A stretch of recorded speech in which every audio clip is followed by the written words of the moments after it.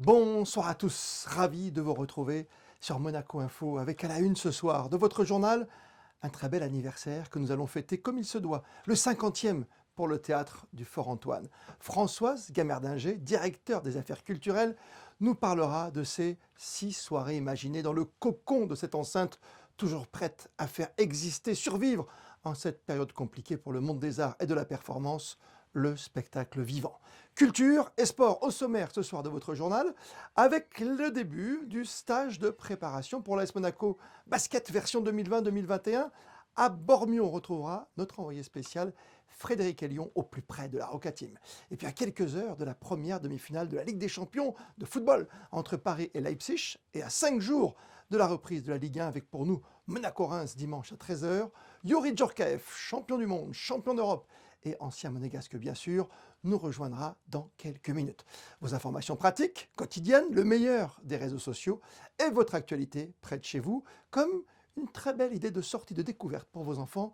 Ce soir, une immersion au cœur du musée océanographique de Monaco avec le club Océano qui propose des stages de sensibilisation aux enfants au monde marin. Mais sans plus tarder, en compagnie d'Alexandra Pani, voici votre point info du jour. Bonsoir Alexandra. Bonsoir Christophe, bonsoir à tous. Nous avons appris aujourd'hui que la France rendra le port du masque obligatoire dans les entreprises dès le 1er septembre. Les Alpes-Maritimes sont annoncées comme le 3e département le plus touché de France métropolitaine, avec désormais une douzaine de clusters. La vigilance est de mise. Nous avons donc voulu faire un point aujourd'hui sur la liste que la France a établie des pays où le virus circule activement et d'où il n'est plus possible de venir sans présenter la preuve d'un test PCR négatif depuis lundi. Au départ de 4 de ces pays, Bahreïn, Émirats arabes unis, États-Unis et Panama, les voyageurs devront présenter un test PCR négatif effectué dans les 72 heures avant de monter dans un avion à destination de la France. Pour les 28 autres pays de la liste, le test PCR est obligatoire à l'arrivée en France. Il est conseillé de vérifier régulièrement la mise à jour de cette liste sur le site du gouvernement français. Et vous avez déniché une application très utile pour les plaisanciers. Oui, Christophe, vous le savez sûrement, l'herbier de Posidonie joue un rôle primordial pour la biodiversité en Méditerranée. Cette plante à fleurs est non seulement un lieu de vie et d'alimentation pour de nombreux poissons, mais aussi un lieu de ponte et une nurserie importante. Elle est malheureusement en danger sur nos côtes, notamment à cause des ancres des bateaux. Une société a donc eu l'idée de développer une application permettant de géolocaliser les herbiers de Posidonie grâce à une cartographie des fonds marins. Il suffit tout simplement aux plaisanciers de télécharger l'application Donia, D-O-N-I-A, gratuitement, de créer un compte en quelques secondes et une fois en mer, de vérifier grâce à la cartographie précise ce qui se trouve sous la coque de son bateau avant de jeter l'ancre. Avec un seul ancrage, ce sont près de 100 mètres carrés d'herbier qui peuvent être détruits. Cette application peut donc faire une grande différence. Merci Alexandra. On vous retrouve dans 10 minutes pour le point info pratique.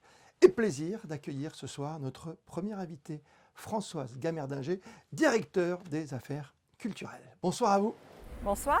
Quel bel anniversaire. 50 ans du théâtre du Fort Antoine et ça commence ce soir avec 6 grandes soirées au programme.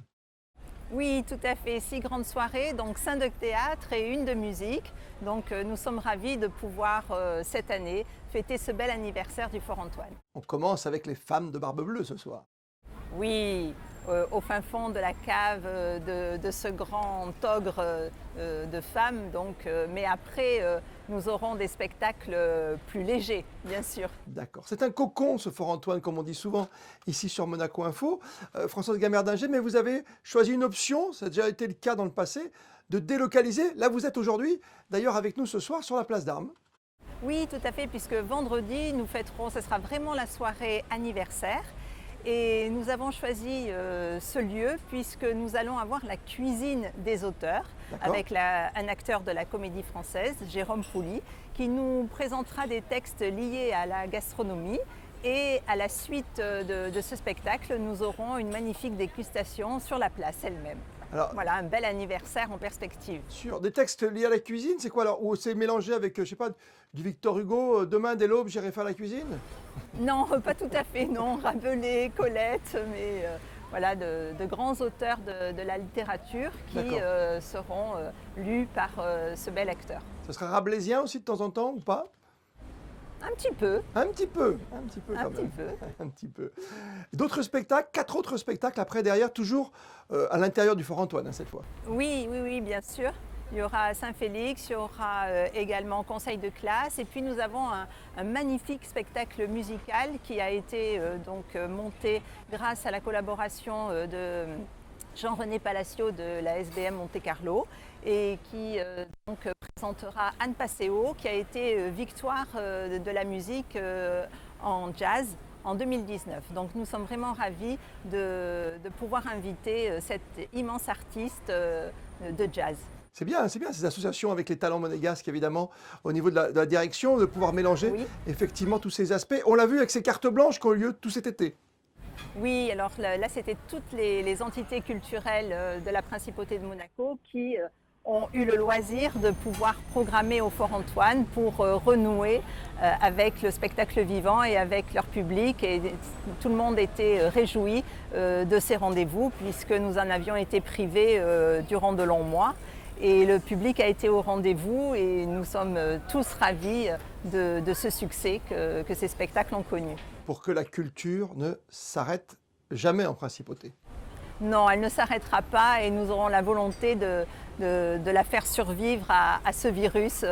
On s'y emploie au quotidien. Et pour ces 50 ans et pour la soirée d'anniversaire, sur la place d'Armes, vous comptez combien de personnes avec une distanciation au niveau des chaises, bien évidemment, et le port du masque? Oui, tout a été validé sanitairement et nous aurons à peu près 150 personnes qui assisteront au spectacle et après, d'un coup de baguette magique, les chaises seront déplacées, il y aura les tables et nous pourrons déguster. Et il y aura même une surprise au dessert pour ce bel anniversaire. Il n'y a pas que ces soirées, évidemment, au Fort Antoine. Dans la foulée, il y aura également le Festival d'Or, qui est une tradition à Monaco. Oui, tout à fait. Le festival, nous avons eu la chance également de pouvoir le maintenir sur quatre dimanches. Et nous allons le commencer dimanche prochain. Et nous avons, un magnifique programme qui est chaque année concocté par notre directeur artistique, Olivier Vernet.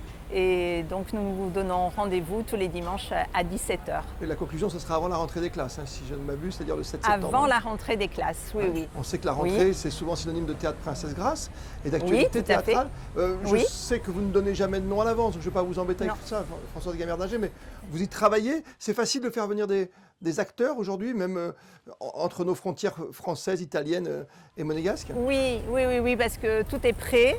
Tous les contrats sont signés et le programme du Théâtre Princesse Grace sera présenté le 7 septembre en conférence de presse. Donc tout le programme de l'année sera dévoilé. Et quelle est la pièce à ne pas manquer alors? Toutes. Ah, j'adore François. Non mais une en particulier alors. Alors la première. J'ai bien essayé quand même Françoise Gamerdinger. Rendez-vous le 7. Merci mille fois d'avoir été notre invité ce soir. Françoise. Merci Christophe. Les sports maintenant. Et l'AS Monaco Basket, la Roca Team, qui comme à chaque avant-saison désormais, a pris ses quartiers d'été en altitude en Lombardie, à Bormio. Frédéric Elion, vous êtes sur place pour Monaco Info, avec donc l'ouverture d'un stage de préparation, forcément pas comme les autres après le passage de la Covid-19, Frédéric. Oui, effectivement, bonjour Christophe, il faut remonter au 10 mars pour retrouver la trace du dernier match officiel de la Roca Team. C'était du côté de Villeurbanne. Depuis, le coronavirus est passé par là et l'AS Monaco n'a plus joué depuis 4 mois et demi, alors que d'habitude, les Monégasques vont très loin en play-off et jouent jusqu'au début du mois de juin. Alors ici à Bormio, est-ce que la préparation est un petit peu différente et particulière cette année? On va voir ça avec le prépa physique de l'AS Monaco Basket, Diego Gonçalves. Diego, bonjour. Justement, avec cette situation de Covid, est-ce que vous avez dû un petit peu moduler, changer la prépa cette année? Il a fallu s'adapter. Le principal souci qu'on a rencontré, c'est l'arrivée des étrangers avec toutes les régulations, les tests, les doubles tests à faire pour être sûr que tout soit bon.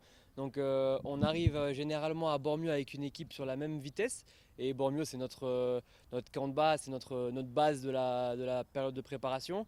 Et là, du coup, cette année, on arrive avec dans la même équipe, deux groupes, pas sur la même vitesse. Donc oui, il va falloir adapter la préparation, notamment ici à Bormio.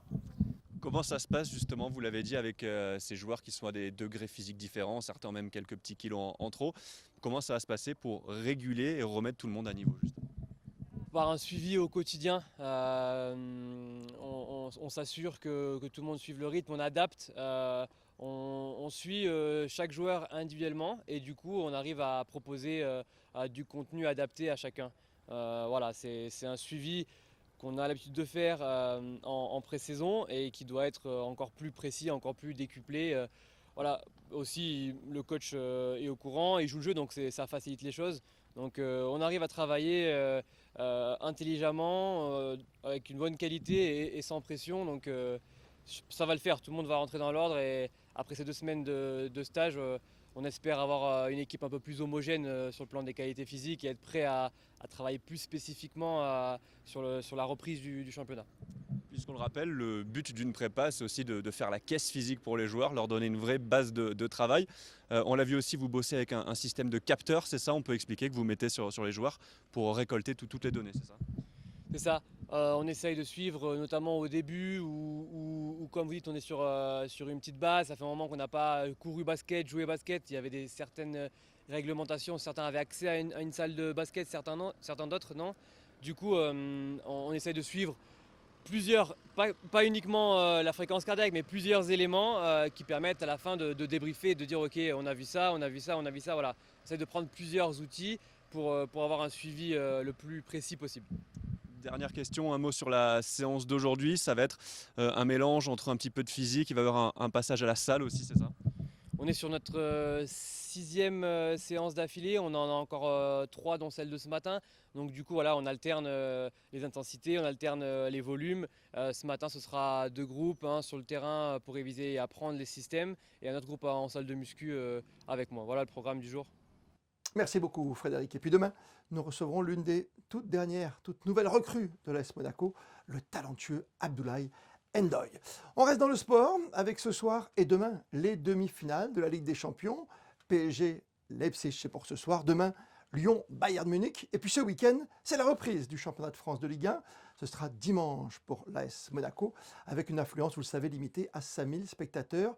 Et des équipes qui ne pourront pas prendre part à la compétition si les cas, par exemple, de Covid au sein de leur formation, de leur encadrement, eh bien, dépassent les 3. Avec 4 cas déclarés à Marseille, il n'y aura pas déjà d'OM Saint-Etienne vendredi en ouverture de la première journée.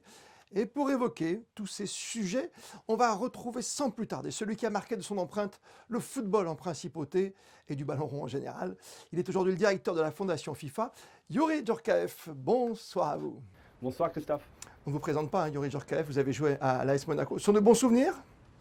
Très bons souvenirs. Première fois en première division à l'époque, première fois en équipe de France avec l'AS Monaco. Donc que des bons souvenirs. Ah oui, génération 98 et 2000, il ne faut pas l'oublier, hein, champion du monde, champion d'Europe. Voilà, le doublé. Ah oui, il y avait une structure très monégasque, hein. N'oublie pas les Thuram, les Petits, les Henry, Trezeguet, Barthez. Barthez, ouais. Barthez, tout à fait. On avait, je crois que plus de la moitié de l'équipe de championne d'Europe est passée à l'AS Monaco. C'est quand même incroyable, hein. Que de bons souvenirs, évidemment, pour Youri Djorkaeff à Monaco, avec un championnat qui reprend pour Monaco le 23, dimanche, face à Reims. Équipe encore qui a changé, et qui a changé d'entraîneur surtout, hein, Youri. Qui a changé d'entraîneur, qui a changé de direction un petit peu, même si le président est là, il y a eu beaucoup de mouvements à l'AS Monaco. Donc on est un peu impatient de voir ce début de saison. C'est vrai que l'entraîneur, on ne le connaît pas trop, même si c'est un jeune joueur, jeune entraîneur. Mais on va voir. Après le championnat français, il faut s'adapter. Et j'espère qu'il va amener un petit peu de panache et de rigueur que l'ASM a besoin. Mais qui derrière, hein, peut-être pourquoi pas Monaco, qui derrière le fameux Paris Saint-Germain quand même, où vous avez évolué aussi. Oui, tout à fait. PSG, c'était mon club après l'AS Monaco. Voilà, 4 belles saisons à l'ASM qui m'a permis derrière d'enchaîner avec Paris Saint-Germain et l'Inter de Milan. Paris Saint-Germain qui est un cran au-dessus de tous les autres. Hein. Je pense que ça fait quelques années. Aujourd'hui, PSG est dans une autre dimension au niveau de la Ligue française. Et elle le prouve à tous les matchs et aussi à tous les titres qu'elle truste en France. Je crois que sur les dernières saisons, elle a dû lâcher une Coupe de la Ligue et une Coupe de France et le titre à Monaco il y a 4 ans, mais autrement, pas grand-chose pour les autres. Et ce n'est pas l'arbre qui cache la forêt, puisqu'on a la chance d'avoir en demi-finale la Ligue des Champions cette saison, et Paris ce soir face à Leipzig, et puis demain, oui, le grand Bayern Munich face à Lyon quand même. 2 équipes françaises en demi, c'est fort. C'est fort, c'est très fort. Je pense qu'il y a, pour Paris, je dirais que ça faisait longtemps qu'ils auraient dû atteindre les demi-finales. Maintenant, ils le font dans des circonstances qui sont un peu particulières, mais ils le font surtout avec un bon état d'esprit. Et je crois l'Olympique Lyonnais, les gens sûrement diront que c'est l'équipe qu'on attendait le moins, mais les gens qui connaissent le foot, on sait que l'Olympique Lyonnais, sur les grands rendez-vous, a souvent été là en Champions League. Le foot aujourd'hui, avec des spectateurs masqués, moins de 5000 personnes dans des grands stades, c'est compliqué. Est-ce qu'on retrouve son football comme vous le connaissez? Je ne m'attendais pas à avoir autant d'intensité dans les matchs sans les supporters. Pour moi, jouer au football sans supporters, c'est dramatique et j'espère qu'on passera vite à une formule saine et aussi sécuritaire pour les gens pour qu'ils reviennent au stade. Et on s'aperçoit que la place du supporter, je crois que le Covid a montré la vraie place du supporter. Il faut arrêter d'interdire les gens d'aller au stade, d'interdire les supporters d'aller supporter leur équipe. Je crois que le football français doit faire une vraie réflexion sur le rôle du supporter. Ce sont des équipes en forme physiquement aussi qui arrivent. On n'a pas eu de championnat en France, il faut le rappeler, parmi les grands championnats européens. Ça, c'est un atout peut-être pour ce soir et demain. Je ne sais pas. Ouais. Je ne sais pas si c'est un atout. J'ai vu c'est marrant parce qu'il y avait vraiment deux visages. J'ai vu l'Olympique Lyonnais, généralement, quand il y avait le championnat, ils finissaient très mal leur match. Là, ils ont très bien fini.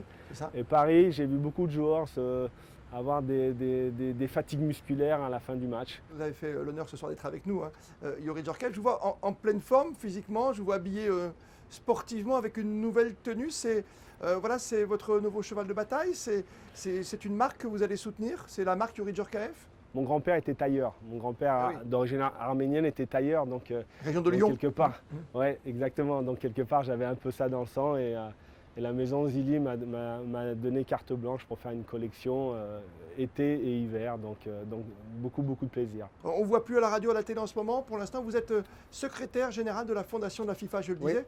En 2 mots, quel est votre rôle aujourd'hui? C'est d'apporter des ballons, de construire des terrains de foot, d'avoir des filets pour les buts? L'important, c'est comment faire en sorte que ce ne soit plus que des ballons et des filets qu'on mette, mais en fin de compte, l'histoire commence quand on amène les ballons. L'histoire commence quand on reconstruit un terrain. Et l'histoire, elle commence à partir de là. Ce n'est pas la finalité, construire un terrain, c'est le début de l'histoire. Et donc nous, on s'accorde, on s'attache surtout à partir de ce terrain-là, à aller voir les communautés, à aller voir les leaders autour de ce terrain-là et à commencer à construire des projets, des programmes ensemble. Vous savez qu'il y a un certain Didier Deschamps qui ne doit pas être très loin de vous aujourd'hui, parce que dimanche ça reprend, entraîneur de l'équipe de France. Je pense que vous avez des choses à vous raconter, peut-être dimanche, au stade Tissé-Louis II pour la première de l'AS Monaco. Ouais, j'espère. Normalement, je devrais être là et j'espère qu'on va avoir le nouveau visage de l'ASM qu'on attend avec impatience. Rendez-vous dimanche au stade Louis II. Merci d'avoir pris du temps pour nous ce soir sur Monaco Info. On est pas mal ici, Christophe. Il y a un petit peu de soleil, vous êtes plutôt bien placé visiblement pour cette interview en duplex, comme nous respectons, vous le savez, sur Monaco Info, les mesures barrières. Au plaisir à dimanche pour un grand match de foot. Merci. Merci à tous. Bye bye. Monaco-Reims, notez bien encore une fois l'horaire du match, programmé dimanche à 13h. Et pendant les vacances scolaires, pour les enfants âgés de 6 à 12 ans, le club Océano propose sur une semaine des ateliers de découverte de l'environnement marin. Vanessa Dessy s'est rendue sur place au musée océanographique. Et oui Christophe, chaque année, le musée océanographique accueille les enfants et propose de multiples activités entourées par une équipe pédagogique. L'objectif, profiter des vacances scolaires tout en sensibilisant les plus jeunes. Gala, de quelle manière avez-vous organisé ces ateliers ? Nous avons commencé beaucoup de temps à l'avance. On a commencé début mars à faire des brainstorming et on a pris toutes les thématiques d'actualité qui tiennent au cœur les musées océanographiques, par exemple les coraux, les récifs coralliens. On a repris aussi des thématiques classiques mais qui sont toujours d'actualité comme les tortues marines, les requins, la pêche durable, etc. Donc on a tout essayé d'assembler tout ça dans des ateliers ludiques et en même temps où les enfants puissent apprendre plein de choses et éveiller leur curiosité. Comment c'est perçu par les enfants? Les enfants sont très très sensibles à ces thématiques-là et ils vont donc aborder la même thématique d'une façon différente. Il y a des enfants qui sont plus scientifiques, qui ont déjà une envie de connaître plus de choses précises sur ces espèces. Et il y a des autres enfants qui vont les aborder ou s'exprimer plutôt du côté artistique. Le club Océano permet de renforcer la soif de découverte des tout-petits, une jolie manière de faire prendre conscience que l'environnement marin est aujourd'hui en danger. Et des fois, les tortues sont malades et on prend soin d'eux, c'est bien de faire ça. J'ai appris que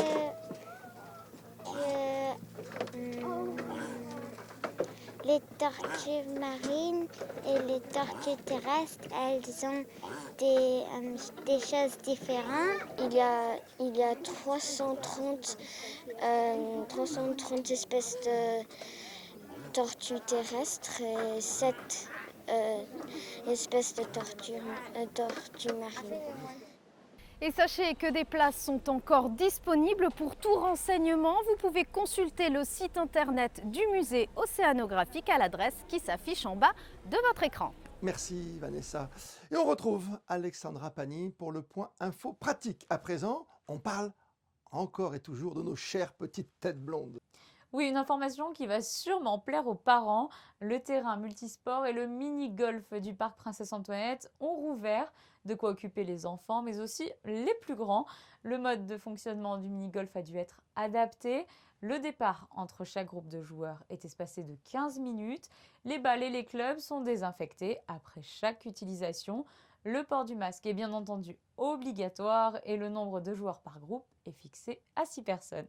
Et tiens, une belle idée de sortie du côté de Gorbio, Alexandra. Gorbio est à seulement 15 km de Monaco, Christophe, et en cette période de forte chaleur, il est assez agréable de se promener dans ce charmant village situé sur les hauteurs de Menton. Si vous vous y rendez, sachez que vous pourrez y découvrir jusqu'au 15 novembre une exposition du peintre monégasque Claude Rostichère au château musée Lascaris qui domine le village. 30 œuvres sont présentées autour du thème nature et mysticisme. On termine ce point pratique avec un hommage à la princesse Grace. Elle s'appelait Grace Kelly. France 3 propose le vendredi 4 septembre une soirée spéciale consacrée à la princesse Grace. Dans ce film inédit, le réalisateur Serge de Sampigny livre le contre-champ intime de la star hollywoodienne devenue princesse de Monaco à travers des photos et films personnels de la famille. Et à la suite du documentaire, Stéphane Bern s'entretiendra avec le prince Albert II pour recueillir ses souvenirs très personnels. Notez bien la date, Christophe, vendredi 4 septembre à 21h05 sur France 3. On vous retrouve pour la météo dans quelques instants. Et comme le veut la tradition sur Monaco Info, voici votre rendez-vous avec le meilleur de l'actualité des réseaux sociaux, sélectionné ce soir par Laura Woodruff. Des chiens, des chats, des animaux, tout ce qui a fait le buzz à travers le monde ces dernières heures, all over the world.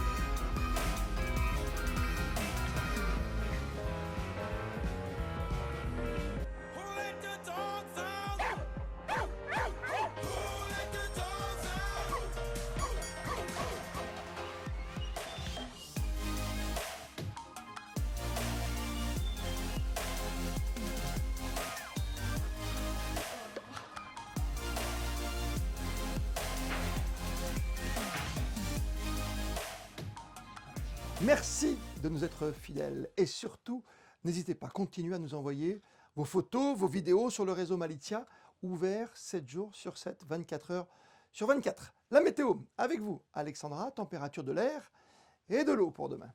Une journée bien ensoleillée, Christophe, pour mercredi. Une très légère brise soufflera et les températures oscilleront entre 21 et 26 degrés. Pour les baigneurs, une eau encore bien agréable avec 26 degrés également d'annoncé.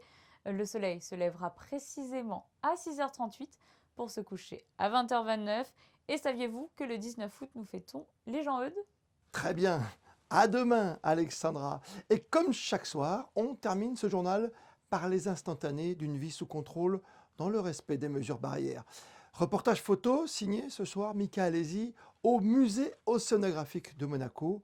Bonheur de replonger en photo avec le club Océano vers nos fonds marins préférés et à toujours protéger et chérir. Prenez bien soin de vous et de ceux que vous approchez.